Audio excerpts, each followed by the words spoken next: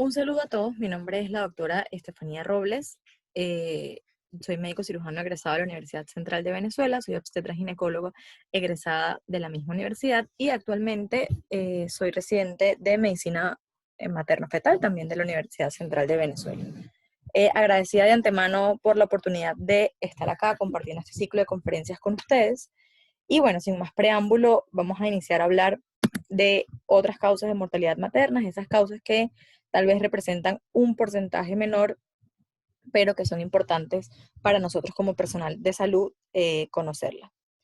Inicialmente vamos a hablar del concepto rápidamente de mortalidad materna que nos ofrece la OMS, que no es más que la muerte de una mujer, ya sea embarazada o dentro de sus 42 días de puerperio. Ellos dividen las causas de mortalidad maternas en directas e indirectas, siendo las directas aquellas que están relacionadas directamente con la gestación o alguna complicación de la gestación, o las causas indirectas, que son todas aquellas que no están relacionadas con el embarazo. Lo que sí nos dice muy claro la OMS es que todas las causas accidentales e incidentales están excluidas de la tasa de mortalidad materna.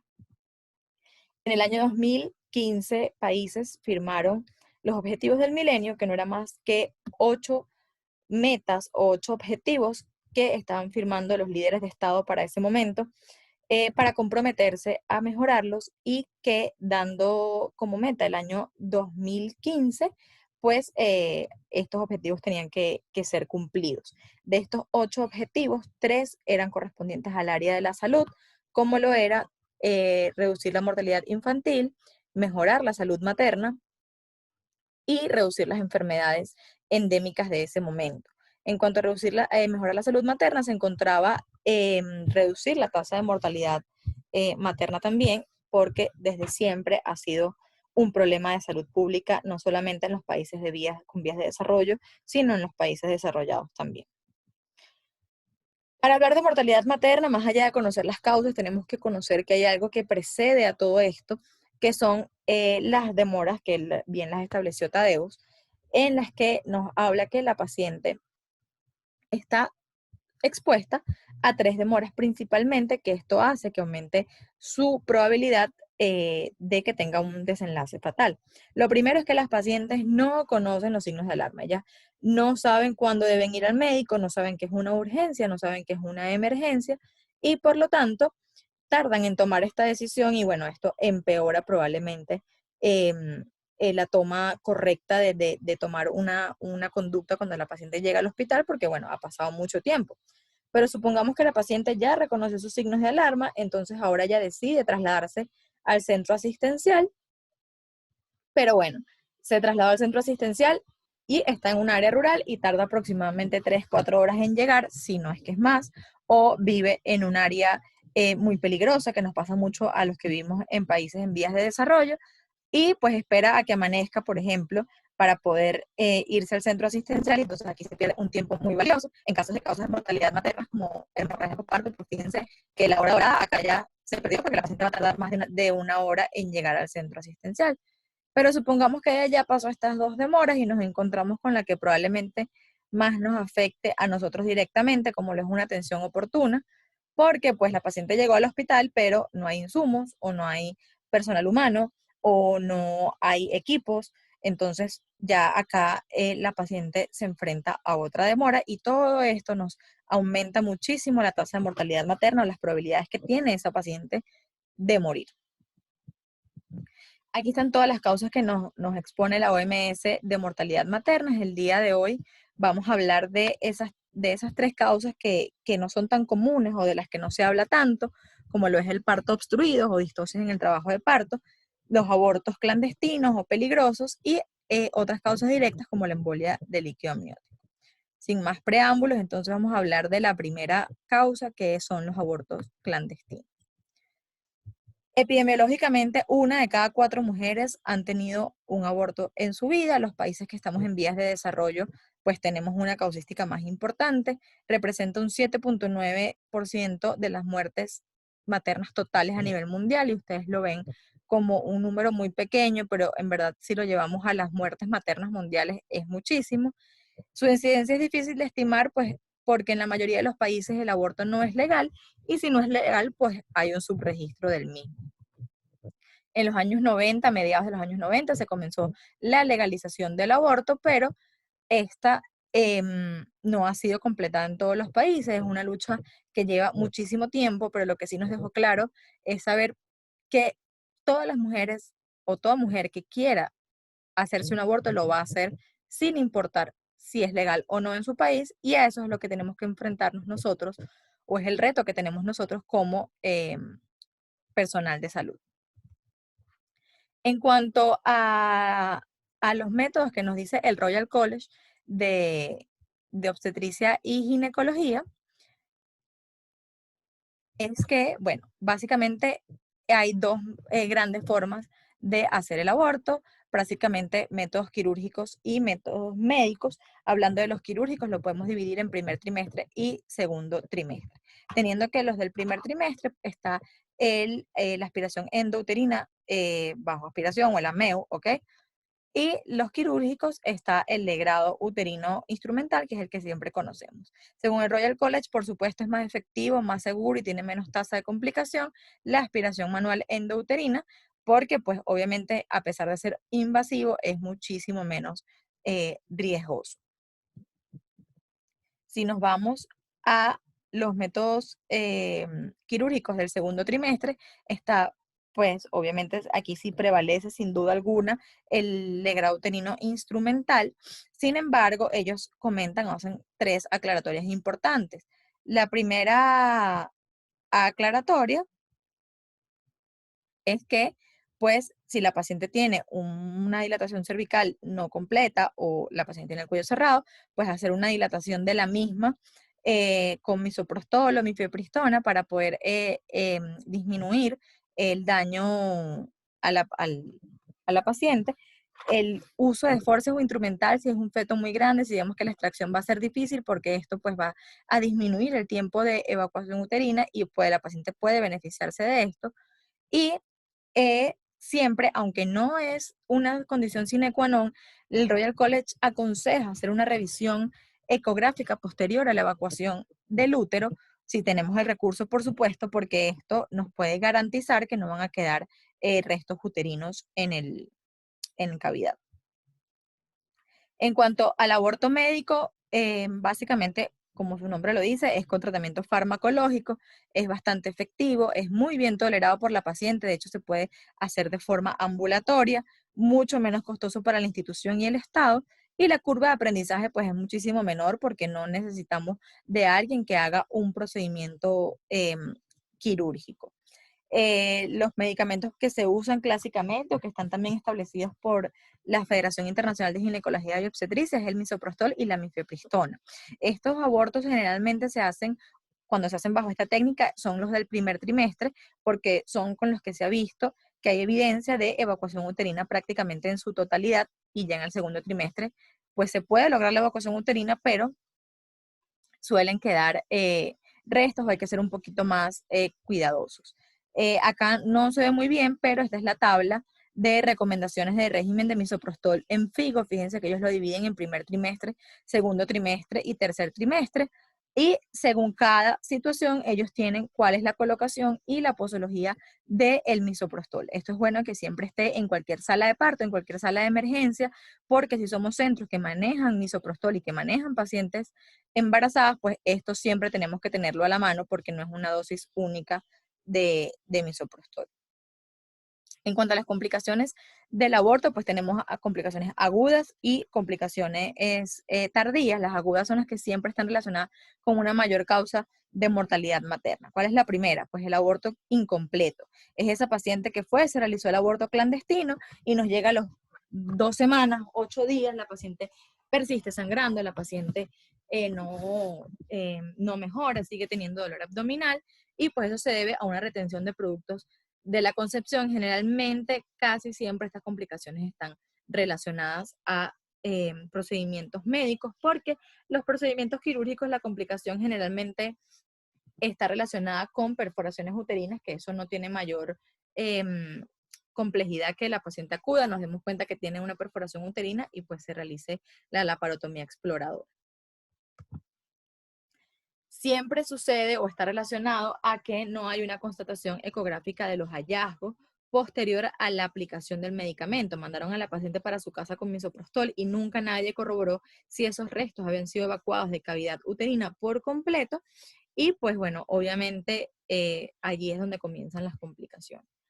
Si vemos este ecofotograma, pues evidenciamos el útero, que es la imagen más hipoecoica con respecto al resto del ecofotograma, y adentro de la cavidad hay una imagen un poquito más hiperecoica que con respecto a la ecogenicidad del útero, y esto es lo que nos corresponde a una retención de restos.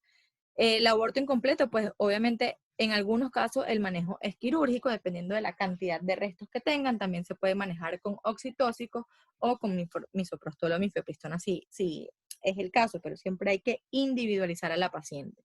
Y el Royal College nos dice que es ideal que se coloque doxiciclina o acitromicina como profilaxis antibiótica, porque no vamos a tener a ciencia cierta cuánto tiempo tiene la paciente con esos restos allí, porque recuerden que es una paciente que viene de un aborto clandestino, que probablemente no nos hable con tanta claridad, y entonces es siempre mejor hacer la profilaxis con antibiótico-terapia.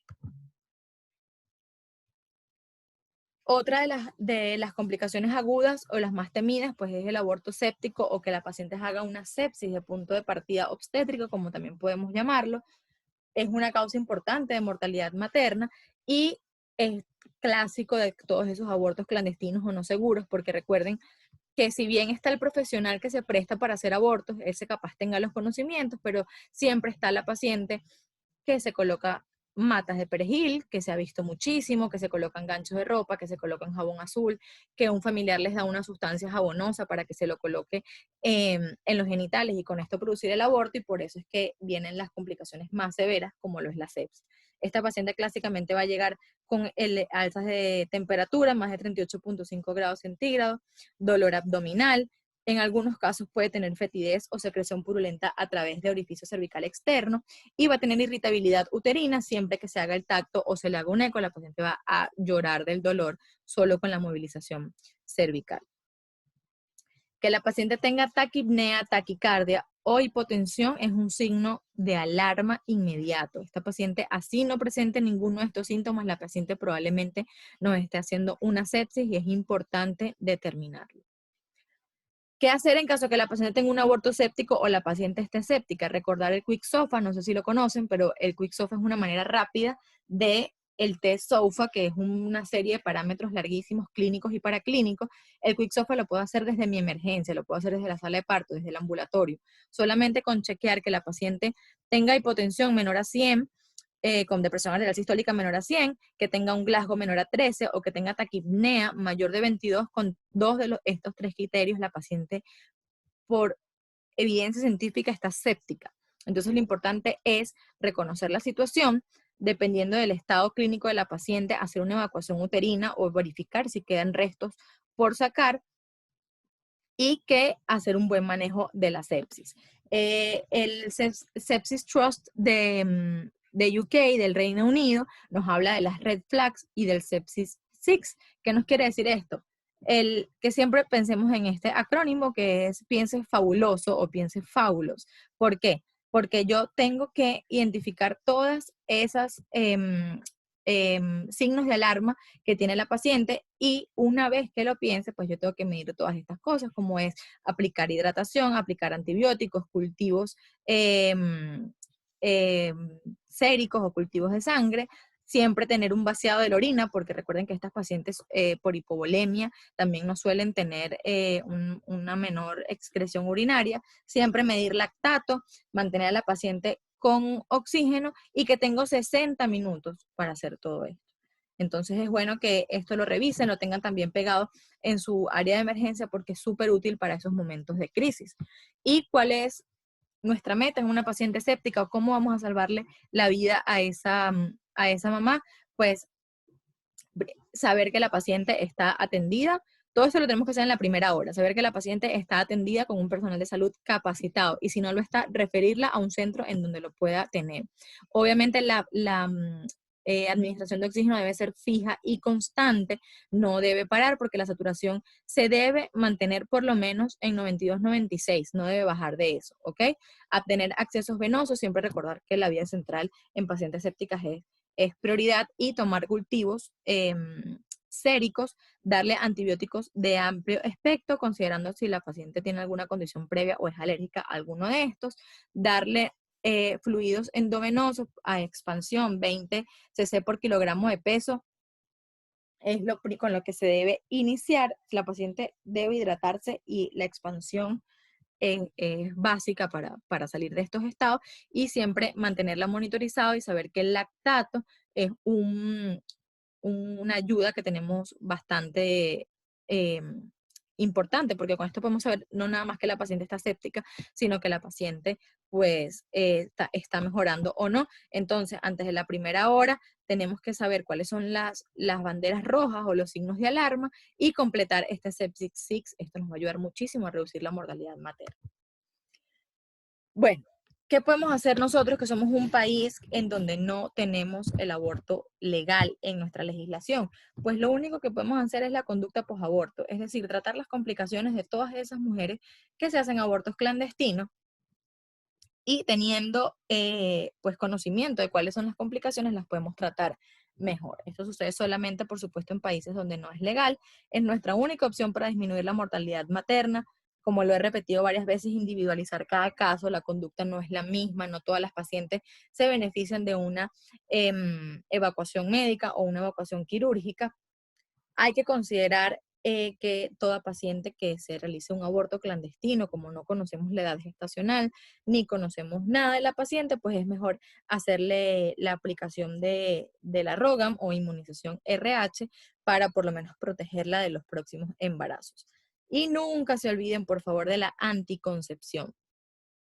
La anticoncepción es súper importante porque nos permite como estar tranquilos o ofrecerle a la paciente que no vuelva a salir embarazada pronto y la mayoría de los métodos se pueden aplicar justamente post evento obstétrico, por supuesto si no existe una condición materna que, que lo evite, pero a esa paciente se le puede colocar un dispositivo intrauterino, ya sea liberador de hormonas o no, se le puede colocar un dispositivo intradérmico, se le pueden ofrecer pastillas anticonceptivas combinadas si las tenemos en nuestro centro, pero por favor siempre esa paciente obstétrica que sea tratada y que se vaya a su casa con una anticoncepción para evitar que el próximo aborto no sea mortal. ¿Qué podemos concluir? Que el aborto va a incluir indistintamente de si es legal o no, va a ocurrir indistinto a la religión, al credo de la paciente, porque toda mujer que quiera abortar lo va a hacer. Y eso es algo que quiero que se lleven porque por más campañas pro aborto o por más campañas pro life que hayan, cuando a una mujer se le mete eso en la cabeza, eso va a suceder y nosotros tenemos que estar claros de esto y tenemos que prepararlo. No podemos emitir juicios de valor con nuestra paciente, allí no importa cuando nos llega la paciente con complicaciones, no importa si somos pro aborto, no importa si somos pro life y realmente pues estamos rodeados de personal poco capacitado y eso tenemos que tenerlo en cuenta porque esto también colabora con todas las complicaciones que pueden haber. Ok, vamos a hablar ahora de la embolia líquida amniótico. Es otra de las causas de mortalidad materna. Es bastante difícil de diagnosticar y aquí es donde radica pues su mortalidad, ¿no? Debemos saber que la embolia líquida amniótico es aguda, es una situación grave y es una situación devastadora para la madre y su familia porque realmente el porcentaje de mortalidad es altísimo a todas las pacientes que presentan esta patología. Fíjense que se habla de un 14% de las mujeres de Estados Unidos que presentan mortalidad materna, 14% son por embolismo de líquido amniótico, que en tasa de nacimientos es 1 por cada 15.200 nacidos vivos. Pues va a depender de sus países la incidencia porque no todos los países tienen la misma tasa de detección, no tienen el mismo entrenamiento. Puede ocurrir en el parto o el puerperio y siempre tiene que haber manipulación uterina para que ocurra. Es decir, la paciente o tiene que estar en trabajo de parto o tiene que estar en cesárea o tiene que haber dinámica uterina, pero siempre tiene que haber manipulación uterina. La Federación Internacional de embolismo de líquido amniótico, ellos realmente son los que tratan de unificar criterios, porque hay demasiada evidencia acerca del embolismo de líquido amniótico. Yo me basé en estos 3 trabajos que realmente creo que engloban toda la fisiopatología y el tratamiento, que creo que es en lo que nos debemos enfocar. Estos 3 trabajos tratan de generalizar y dejar de decirle embolismo líquido amniótico y tratarla como un síndrome anafiláctico del embarazo, porque si nos enfocamos en que es un síndrome anafiláctico del embarazo, pues la paciente, nosotros como médicos, podemos tratar a la paciente de una mejor manera y tratar de englobar tanto el diagnóstico como el tratamiento. ¿Cuáles son los factores de riesgo para que una mamá pueda tener embolismo líquido amniótico? Pues edad materna mayor a 35 años, raza negra que pertenezca a una etnia indígena, que se esté conduciendo o induciendo un trabajo de parto, que la paciente se le vaya a hacer una cesárea, que se le haya hecho un forceps, que tenga placenta previa, abruptus placentales o desprendimiento prematuro, una eclampsia, un polidramnis, con qué me quiero ir a esto, que puede ocurrir en cualquier momento. La paciente siempre puede hacernos un embolismo líquido amniótico. Prácticamente, fíjense, todas estas factores de riesgo los manejamos en sala de parto. La fisiopatología del embolismo líquido amniótico es súper controversial, porque si bien tiene que ver con el contacto del líquido amniótico y la circulación materna, pues hay trabajos que han encontrado pacientes con embolismo líquido amniótico que este contacto no se ha visto, entonces se mantiene interrogado. Pero bueno, basándonos en que eso sea así, lo primero que debe suceder es un contacto de líquido amniótico con la circulación materna. Esto me va a generar unas sustancias vasoactivas, como principalmente son el tromboxano, la bradicinina y los leucotrienos, y esta liberación de sustancias vasoactivas va a hacer que tenga una respuesta inmunológica inflamatoria. ¿Qué va a hacer esto? Que me disminuya los niveles de complemento, y ojo aquí porque esto no siempre sucede en las respuestas inflamatorias, pero sucede específicamente en el embolismo de líquido amniótico.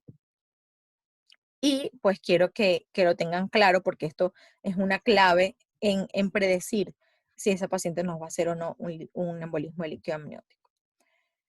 Traté de enfocar la fisiopatología en 3 grandes pasos, una parte sanguínea, una parte pulmonar y una parte cerebral.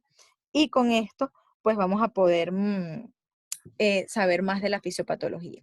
Primero, la paciente va a hacer una CID, ¿ok? Una coagulación muscular intradiseminada, y en un 89%. ¿Qué me va a hacer esto? Que la paciente tenga un sangrado masivo. La paciente va a sangrar muchísimo y yo con esto voy a tener un shock hipovolémico. ¿Ok? Estamos todos de acuerdo con esto.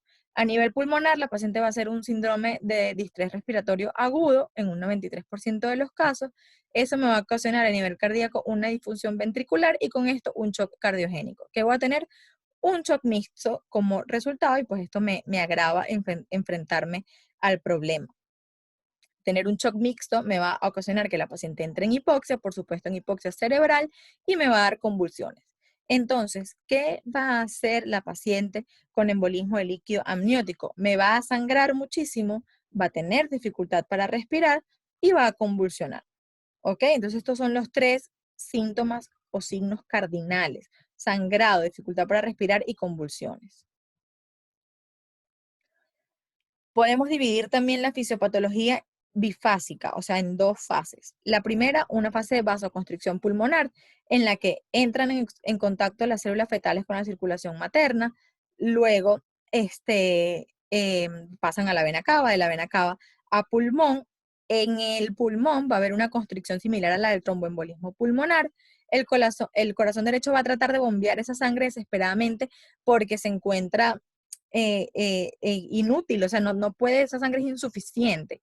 Y esto me va a ocasionar una disfunción miocárdica y lamentablemente esto es lo que para a la paciente y la mata. En la segunda fase, que ya es la fase prácticamente mortal, va a haber una disminución del gasto cardíaco y una disfunción miocárdica, y esto pasa 1 hora post evento, y esto es para que vean lo rápido y fulminante que es esta patología. Entonces, ¿a qué me estoy enfrentando? Me estoy enfrentando a un shock cardiogénico y a un fenómeno obstructivo. Y aquí es donde interviene la coagulación como un evento principal. ¿Qué tengo? Tengo una CID por un lado y por el otro lado tengo una coagulopatía por consumo. Entonces, la sangre estoy sangrando mucho, yo estoy tratando de generar coágulos para parar esa sangre y se va a activar la cascada de coagulación y hay algo importante que es que el líquido amniótico tiene muchísimo factor tisular entre sus componentes y por lo tanto esto me va a producir una mayor producción de coágulos. Pero ¿qué pasa? Estos coágulos van a llegar al pulmón y cuando llegan al pulmón yo trato de hacer lisis de esos coágulos. Entonces tengo una dualidad porque la paciente está haciendo coágulos para dejar de sangrar, pero también está destruyendo esos coágulos para que no lleguen a pulmón y no maten a la paciente de un tromboembolismo pulmonar. Entonces, ¿qué va a pasar? Que consumo lo que tengo y destruyo lo que hago. Y esto es súper importante porque son prácticamente mecanismos fisiopatológicos antagónicos, pero que están sucediendo en un mismo momento y por eso es que esta enfermedad es tan mortal. ¿Qué me va a tener esta paciente? O cómo es un signo de alarma para mí que la voy a tener una paciente obstétrica que tiene un útero tónico y está sangrando. Atendí un parto y la paciente está sangrando a chorros, no tiene ninguna coagulopatía conocida y el útero está con un tono perfecto. Esto me tiene que a mí prender las alarmas y saber que me puedo estar enfrentando a un embolismo de líquido amniótico. Cualquier paciente con manipulación uterina que tenga sangrado masivo, dificultad respiratoria y convulsiones, que me puede tener un embolismo de líquido amniótico sin duda. ¿Qué tengo que hacer? Perfundir el pulmón y hacer que ese corazón funcione para que esa miocardiopatía no me vaya a matar. Fíjense que en los trabajos conseguidos encontré que hay síntomas premonitorios y esto es súper importante porque estos van a estar 4 horas antes del colapso, o sea, en verdad bastante pronto. ¿Qué tengo que hacer yo como personal de salud? Cualquier paciente embarazada que llegue con disnea, dolor torácico, pánico, porque las pacientes suelen tener mucha angustia injustificada, malestar general o emesis, yo tengo que hospitalizarla y tengo que hospitalizarla en observación porque yo puedo estar en estos eventos premonitorios. Y esto es súper importante porque yo tengo que pensar que cualquier paciente obstétrica con manipulación uterina me puede hacer un embolismo de líquido amniótico. Tengo que monitorizarla por lo menos estas 4 horas, que pase el periodo grave y no olvidar nunca la saturación de oxígeno. El diagnóstico, pues básicamente por criterios de exclusión. Básicamente, si la paciente no tiene ninguna de las otras cosas, tiene un embolismo de líquido amniótico, tengo que tratarlo como un shock anafiláctico del embarazo. No tiene laboratorios específicos, aunque están los niveles bajos de complemento, que es una ayuda importantísima y que lo podemos medir en nuestro medio. La rayos X no nos va a aportar nada. El ecocardiograma puede que nos aporte algunos datos como en los del tromboembolismo pulmonar. Y pues la prueba Gold estándar o lo único que nos puede ayudar es encontrar células fetales en circulación materna y bueno, es una prueba bastante costosa que no se hace, por lo menos acá en Venezuela, no se hace. ¿Cuál es el tratamiento? Sin duda alguna, el diagnóstico oportuno. Si yo no sé que me estoy enfrentando a un embolismo de líquido amniótico, nunca lo voy a tratar. La paciente siempre debe permanecer con mascarilla de oxígeno, si es con reservorio mejor. Debemos cuantificar el gasto cardíaco y tratar de mejorarlo, y para esto tengo que perfundir a la paciente. Tengo que corregir los trastornos de coagulación y esto lo hago con hemoderivados. Tengo que manejar el choque mixto, de aquí es donde está el verdadero reto del embolismo líquido amniótico, y si la paciente se encuentra embarazada, pues finalizarlo de inmediato, porque eso es lo que me va a mejorar. Como conclusión, se verá que nos estamos enfrentando a una entidad súper peligrosa, una entidad que es retadora para el personal de salud, que debo estar en un hospital tipo 4 donde pueda contar con un equipo interdisciplinario y nunca dejar de intentarlo. Y a lo que me refiero es que hay pacientes que en los trabajos revisados han logrado transfundirse más de 62 veces, han tenido 58 hemoderivados, 60 hemoderivados, entonces nunca rendirnos porque probablemente podamos sacar a la paciente del cuadro sin secuelas neurológicas, que es lo importante, y vayamos a triunfar en el tratamiento. Ok, ahora vamos a hablar del parto obstruido o todas aquellas cosas que hacen que un trabajo de parto no salga de la manera adecuada. Yo en esta parte fui bastante por encima porque describir cada cosa del parto obstruido puede ser, o sea, es una clase entera. Hablar de parto podálico, hablar de situaciones transversas, son clases de obstetricia, entonces nada más me enfoqué en los criterios diagnósticos para tratar de disminuirlo. Como les dije, todo el parto obstruido es toda aquella embarazada que esté en trabajo de parto y su proceso no sea satisfactorio. Entre estas se encuentran alteración de la contractilidad, desproporción fetopélvica y presentaciones viciosas. Y ustedes se preguntarán cómo esto me causa a mí o me contribuye a la mortalidad materna. Pues porque todas estas obstrucciones del trabajo de parto o faltas de progresiones me predisponen a que la mamá se enfrente a otras cosas. La mayoría es a hemorragias postparto, a choque hipovolémico y pues todo esto, como ya lo saben, es mortal. Lo primero que vamos a hablar es la desproporción fetopélvica, sabiendo que nosotros tenemos que, primero, si estamos capacitados para esto, hacer una pelvimetría clínica, saber cómo está el promontorio, si está accesible o no, cómo está la concavidad del sacro, medir el diámetro biciático, la retropulsión del coxis y el diámetro biisquiático para saber si qué tipo de pelvis es y si podemos, si por allí va a poder pasar un bebé en el canal del parto, ¿no?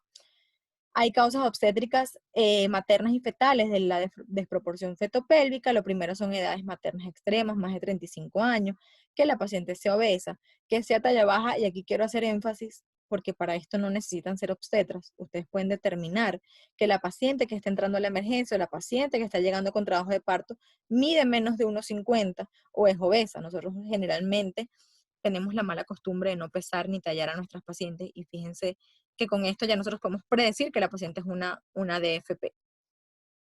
Multiparidad y cicatrices uterinas previas. Y esto básicamente es porque el bebé va a tratar de salir, no lo va a poder hacer porque hay una desproporción, esa cicatriz se va a expandir y va a hacer una ruptura uterina. Y fetales, pues macrosomía fetal e hidrocefalia, que es todo aquello que me impida salir de la pelvis de mamá. Básicamente el diagnóstico, pues un diagnóstico precoz, que yo desde la emergencia sepa que esa paciente va a ser una AFP y trate de interrumpirlo. Una anamnesis, sabiendo si una paciente tuvo un buen control prenatal, ella va a saber o va a tener allí los papeles de cuánto pesa su bebé, de si ella tiene o no una pelvis probada, porque probablemente su obstetra hizo ese estudio antes o sea, durante el control prenatal, antes de la llegada del bebé. Tengo que contar con personal capacitado, porque si el personal que está en el centro no sabe hacer una pelvimetría, no sabe revisar los exámenes y saber cuánto pesa el bebé, no voy a tener un resultado satisfactorio sin duda alguna. Y si yo no lo sé, no pasa nada. Lo importante es que yo pueda pedir ayuda y que alguien capacitado pues llegue a encargarse de la situación. Las alteraciones de la contractilidad, pues no es más que este útero no se está contrayendo de manera adecuada, que tiene muchos marcapasos uterinos y hace como cortocircuito, que la paciente tenga malformaciones uterinas y pues no lo sepa, y el agotamiento materno que pasa muchísimo en nuestro centro, esa paciente que tiene más de 12 horas en trabajo de parto, que ha llegado a ruletear todos los hospitales, pues esta paciente va a estar cansada y no va a pujar. Y si la paciente no puja, el útero no se contrae, es una cadena de eventos y pues la paciente, el resultado va a ser insatisfactorio.